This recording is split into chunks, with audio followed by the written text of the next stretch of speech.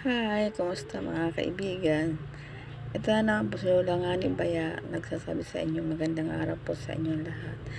Si Lola Ngani Baya po simula kahapon maghapon, hanggang ngayong maghapon uli, ay napakasama ng aking pakiramdam.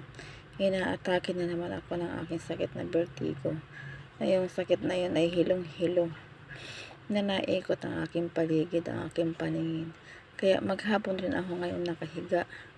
At ako ay nagpahatid na lang ng pagkain sa aking mga anak dito sa aking higaan. At pag ako'y nabangon ay ako'y talagang hilong-hilo.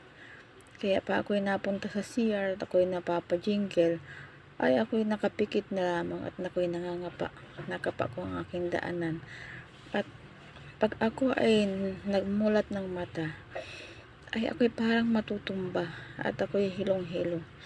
Hindi ko maintindihan tong sakit na ito. Dalaga pa ako itong sakit ko na ito, ganito na ito. Kaya si Lola Ngani Baya ay madalang mag-vlog at ako ngani ay pirmi na ngani naliliyo. Lagi akong nahihilo. Oo. Nakikita ninyo nag-vlog si Lola Ngani Baya pero ako'y masama pa rin, masama ang pakiramdam. Yung ako'y nagpakain ng aking mga manok ay natiis ko lamang. Ang aking pakiramdam talagang masamang masama. Hindi na mawala ang aking pagkahilo. Talagang sa looban ng isang taon ay talagang hindi lamang 10 beses ako inaatake ng aking sakit na vertigo. Kaya si Lola Ngani Baya ay hindi ko maintindihan. Baka dito na ako matigok. Charot. Oo. Maghapon na ako nakahiga. Oo. Alang inyo itong sakit ko na ito. Ay itong sakit ko na ito. Pag ako ay maghapon, ang isip ay pagod sa katititig sa isang bagay o gawain na gamit ang isip, ay ako ay ang resulta pagdating ng gabi ay ako'y hilong-hilo, naliliyo ako. Kaya talaga ang aking trabaho sa araw-araw affected.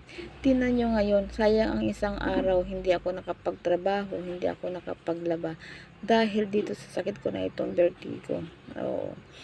Kaya si Lola Ngani Baya ay nalulungkot kung kailan ito mawawala itong aking sakit na itong vertigo, yung pagkahilo.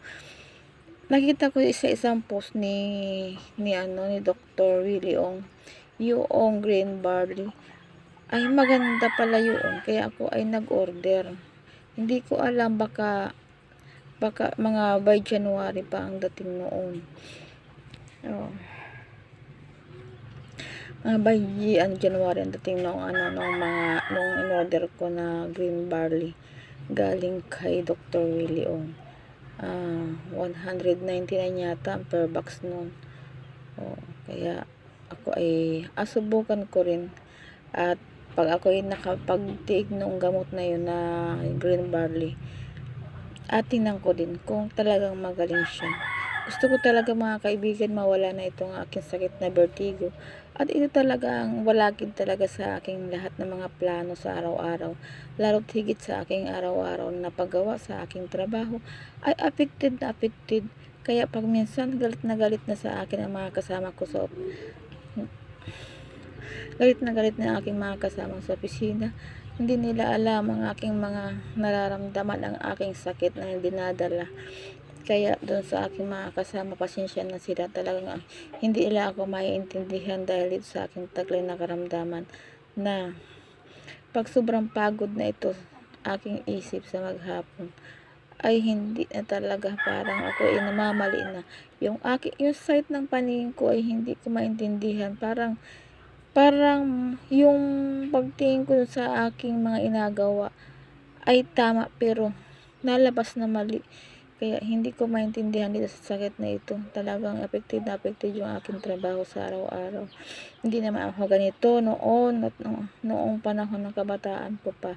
Kahit ako may sakit na ganito, inadala ko lamang noon. Pero kayang-kaya pa ng aking isip, kayang-kaya pa ng aking utak na ko pa yun. Parang nadala-dala ko lang. Pero hindi ko na parang makontrol. Nakokontrol ko pa nung una yung pagkahilo ko, pero ngayon hindi ko na makontrol. Talagang ikot firme ang paningin kaya bawal sa akin ang mapagod.